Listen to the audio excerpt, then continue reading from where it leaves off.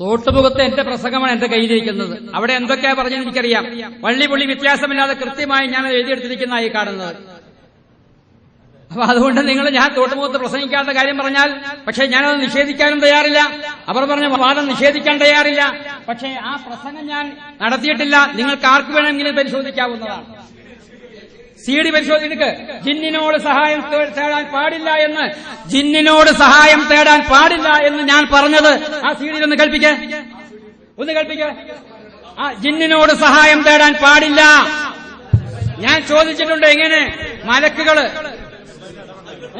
ഇല്ല ഇരിക്കട്ടെ, മലക്കുകള് ഇവിടെ മഴ പെയ്യിക്കുന്നത് മലക്കാണ്, അതുകൊണ്ട് മലക്കിനോട് ചോദിക്കാവോ എന്ന് ഞാൻ ചോദിച്ചിട്ടുണ്ട്. അല്ല ചോദിക്കട്ടെ, ജിന്നിനോട് സഹായം ചോദിക്കാമെന്ന് ഞാൻ പറഞ്ഞിട്ടുള്ളൂ. പറ. ഇവിടെ ജിന്നിനോട് ചോദിക്കുന്നതിനെ കുറിച്ച് പറഞ്ഞതിനെ കുറിച്ച് ലബദാരിമി തന്നെ പരിശോധിക്കാൻ അനുമതി നൽകിയിരിക്കുന്നു. അതിന്റെ അടിസ്ഥാനത്തിലാണ് ഇനി സദസ്സോ സ്റ്റേജിലുള്ള മറ്റുള്ളവരോ അല്ല ഈ വിഷയത്തിൽ ഇടപെടേണ്ടത്. ഈ വിഷയം ലബദാരിമിയാണ് തീരുമാനിക്കേണ്ടത്. അദ്ദേഹം തീരുമാനിച്ചു കഴിഞ്ഞു. പരിശോധിക്കാൻ അദ്ദേഹം ഇപ്പോൾ ആവശ്യപ്പെട്ടതാണ്.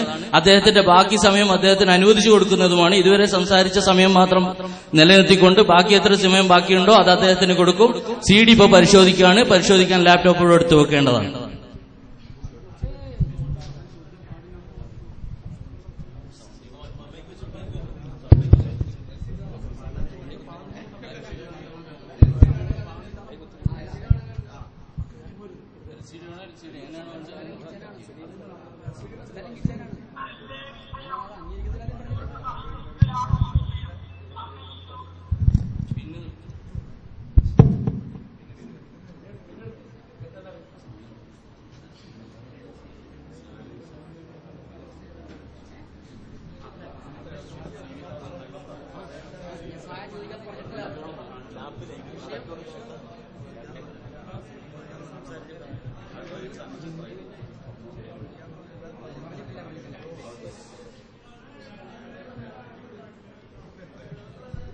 സദസ്സ് നിശബ്ദമാവുക. സദസ്സ് നിയന്ത്രിക്കാൻ ഇവിടെ മധ്യസ്ഥന്മാരുണ്ട്, വളണ്ടിയർമാരുമുണ്ട്. അതുകൊണ്ട് പരസ്പരം നിങ്ങൾ സംസാരിക്കരുത്. ദയവേത് ഇത് അവസാനിക്കുന്ന സമയമാണ്. ഭംഗിയായി അവസാനിപ്പിക്കുന്നതിന് നിങ്ങളുടെ സഹകരണം ആവശ്യമാണ്. മൗലവിയുടെ പറഞ്ഞത് നിങ്ങളെല്ലാവരും ശ്രദ്ധിച്ചിട്ടുണ്ടാവും എന്ന് വിചാരിക്കുന്നു. ജിന്നിനോട് സഹായം ചോദിക്കാം എന്ന് മൗലവി പറഞ്ഞു എന്നാണ് പ്രതിപക്ഷം വാദിച്ചത്. ജിന്നിനോട് സഹായം ചോദിക്കാം എന്ന് മൗലവി ആ പ്രസംഗത്തിൽ പറഞ്ഞിട്ടില്ല എന്നാണ് മൗലവി പറഞ്ഞത്.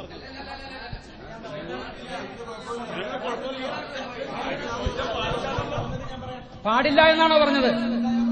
അതാണോ പറഞ്ഞത്? ഞാൻ അംഗീകരിച്ചിരിക്കുന്നു. പാടില്ല. ഇതെന്താ കേൾക്കണത്? ഇതേ രൂപത്തിലുള്ള സുന്നികൾ ജിന്നിനോട് പാടില്ല. ഞാനത് അംഗീകരിക്കാണ്. ഇനി എന്തിനാ കൽപ്പിക്കുന്നത്? എന്നാ പിന്നെ സക്കരിയ മുശ്രിക്കാണോ എന്ന് പറയണം. അല്ലല്ല, ഇതൊക്കെ സാധാരണ സമയങ്ങളിൽ അവസാന സമയമാകുമ്പോഴുണ്ടാകാവുന്ന ഒരു പ്രയാസമാണ് അതിവിടെ നടന്നുകൊണ്ടിരിക്കുന്നത്. അപ്പൊ ഇവിടെ എല്ലാവരും ഒന്ന് അടങ്ങിയിരിക്കണം. കാരണം ഇത് സ്വാഭാവികമാണ്. ഇത്തരം പ്രതിസന്ധി ഉണ്ടാകുമ്പോൾ പ്രകോപനം ഉണ്ടാക്കുന്ന ഒരു രീതി ആരുടെ ഭാഗത്തു നിന്നാണെങ്കിലും ശരിയല്ല. ഏതായിരുന്നാലും മൗലവിയുടെ വാദം ജിന്നുകളോട് സഹായം ചോദിക്കാൻ പാടില്ല എന്നുള്ളതാണ്. അതുകൊണ്ട് തുടർന്ന് അദ്ദേഹത്തിനോട് 5 മിനിറ്റ് സംസാരിച്ച് അവസാനിപ്പിക്കുന്നതിനുള്ള ഇവിടെ സമാപനത്തിലേക്ക് അടുത്തുകൊണ്ടിരിക്കുകയാണ് പരിപാടി.